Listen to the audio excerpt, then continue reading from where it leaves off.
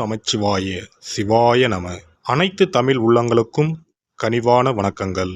நிகழும் ஸ்ரீ மங்களகரமான சோபகிருது ஆண்டு மார்ச் மாதம் 14ஆம் தேதி வியாழக்கிழமை அன்று சதுர்த்தி திதியில் பரணி நட்சத்திரத்தில் வைத்ருதி நாம யோகத்தில் சித்தயோகம் கூடிய நன்னாளில் இந்த மகத்தான பங்குனி மாதம் பிறக்கிறது.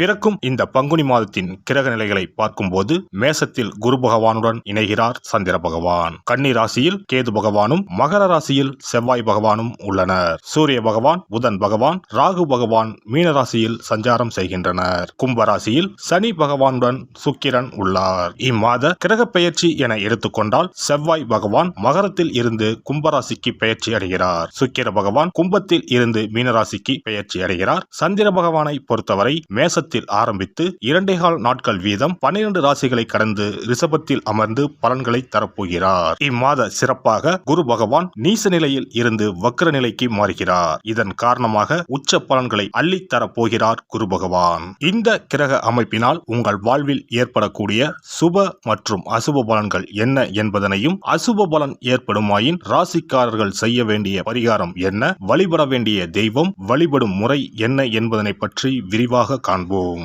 பிறக்கப் போகும் இம்மாதம் உங்கள் வாழ்வில் வளமும் நலமும் செல்வ செழிப்பும் பெற்று வாழ்வின் உயரிய நிலையை அடைய எல்லாம் வல்ல எம்பெருமானை வேண்டி விரும்பி கேட்டுக்கொள்கிறேன். கடகராசி அன்பர்களே, இந்த மாதம் பல்வேறு நன்மைகள் உண்டாகும். கடினமான பணிகளையும் செய்து முடிக்கும் துணிச்சல் ஏற்படும். காரிய வெற்றியால் மனதில் சந்தோஷம் உண்டாகும். இருக்கும் இடத்தை விட்டு வெளியில் சென்று தங்க நேரலாம். தொழில் வியாபாரம் மிகவும் சிறப்பாக நடைபெறும். பணவரத்து எதிர்பார்த்தபடி இருக்கும். வியாபாரம் மற்றும் தொழிலை விரிவுபடுத்துவது பற்றிய திட்டங்களை செயல்படுத்துவீர்கள். பயணங்கள் சாதகமான பலனை தரும். உத்தியோகஸ்தர்கள் முன்னேற்றம் காண்பார்கள். வேலை பற்றிய கவலைகள் நீங்கும். நிர்வாகத்தின் முழு ஆதரவு உங்களுக்கு இருக்கும்.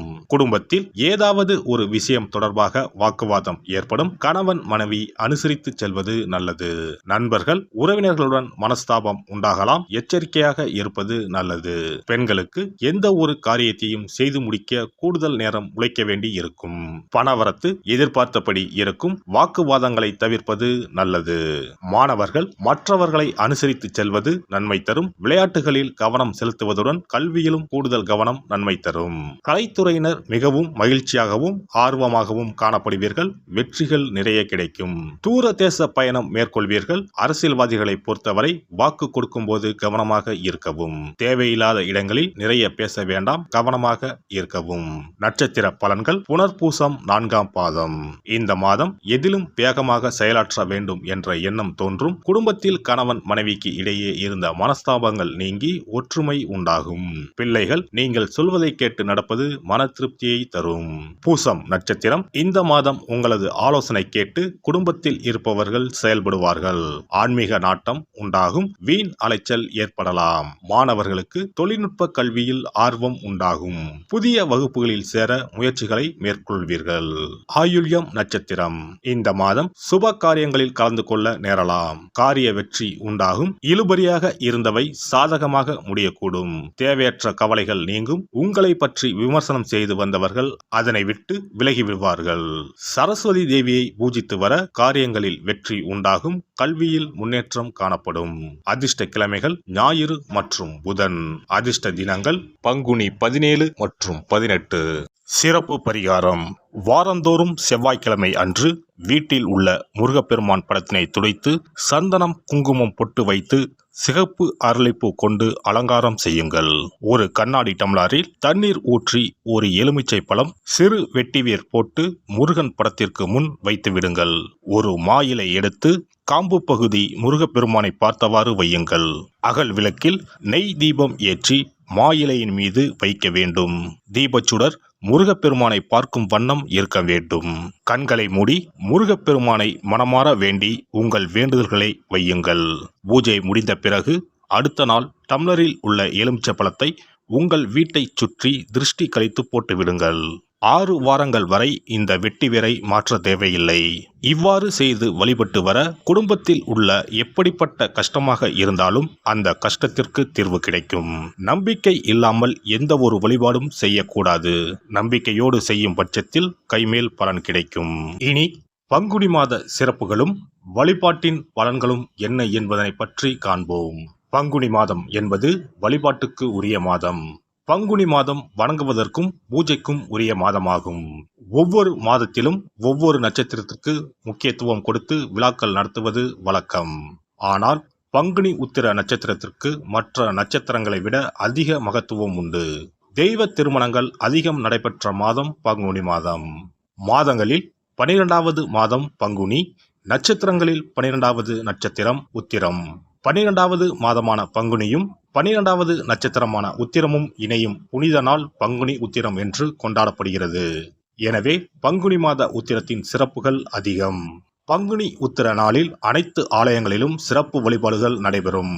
கிராம கோவில்களில் அக்னி சட்டி ஏந்துதல், பூஜைகள் விமர்சையாக நடைபெறும்.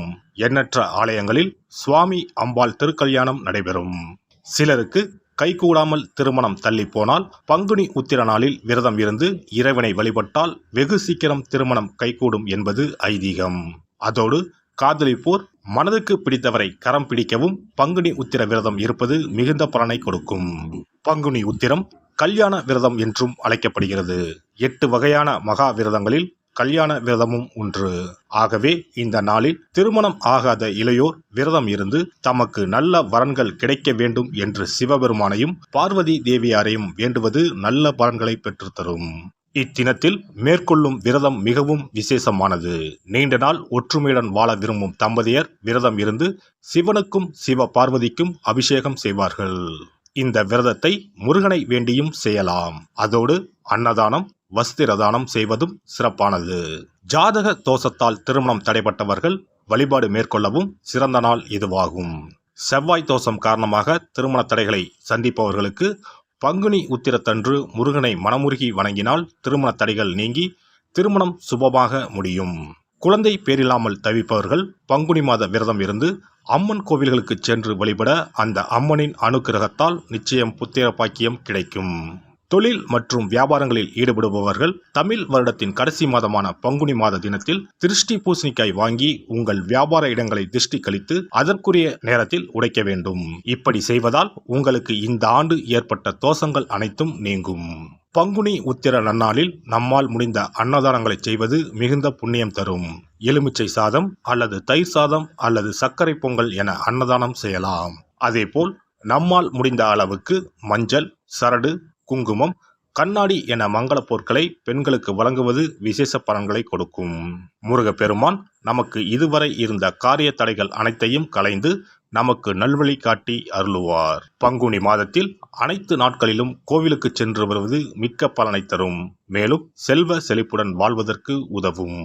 எல்லாம் வல்ல இறையருளால் நீங்களும் உங்கள் அன்பு குடும்பமும் உடல் நலம், நீலாயுள், நிறை செல்வம், உயர் புகழ், மெய்ஞானம் ஓங்கி வாழ்க வளமுடன். இந்த வீடியோ பதிவு உங்களுக்கு பிடித்திருந்தால் லைக் பண்ணுங்க, கமெண்ட் பண்ணுங்க, ஷேர் பண்ணுங்க, மறக்காம சப்ஸ்கிரைப் பண்ணுங்க, பக்கத்துல இருக்கிற பெல் பட்டனை கிளிக் பண்ணுங்க. நன்றி, வணக்கம். ஓம் நமச்சிவாய, சிவாய நம.